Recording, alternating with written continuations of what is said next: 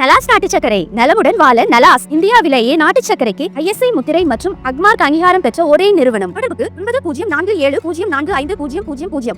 அணு ஆயுத மிரட்டல் இனி வேலை செய்யாது என்பதை இந்தியா நிரூபித்துள்ளது என்று நாடாளுமன்றத்தில் பிரதமர் மோடி தெரிவித்துள்ளார். பாகிஸ்தானின் பல விமான தளங்கள் தற்போது வரை ICUவில் உள்ளன.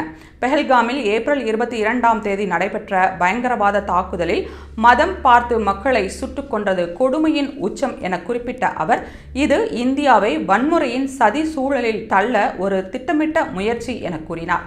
நாட்டை பாதுகாத்த மக்கள் ஒற்றுமைக்கு நன்றி தெரிவித்த அவர், தாம் வெளிநாட்டில் இருந்த போதே இந்த தகவல் அறிந்ததும் உடனே திரும்பி பாதுகாப்பு அமைச்சரவை கூட்டத்தை நடத்தி இராணுவத்திற்கு முழு சுதந்திரம் அளித்து தாக்குதலுக்கு தயாராகும் உத்தரவை வழங்கியதாக தெரிவித்தார். பயங்கரவாதிகளுக்கு தக்க பதிலடி கொடுக்கப்பட வேண்டும் என்பது தேசிய உறுதிப்பாடு என அவர் வலியுறுத்தினார். இராணுவம் தாக்குதல் நடத்தும் இடம், நேரம், முறை ஆகியவற்றை தாமாகவே தீர்மானிக்க அனுமதி அளிக்கப்பட்டதாகவும், அந்த தாக்குதலால் பயங்கரவாத மையங்கள் அழிந்ததாகவும், பாகிஸ்தான் விமான தளங்கள் பேரழிவை சந்தித்ததாகவும் கூறினார். பாகிஸ்தானின் அணு ஆயுத அச்சுறுத்தல்களை எடுத்திருந்த போதிலும் நமது படைகள் 22 நிமிடங்களில் தாக்குதல் நடத்தி துல்லியமாக பழி தீர்த்தன.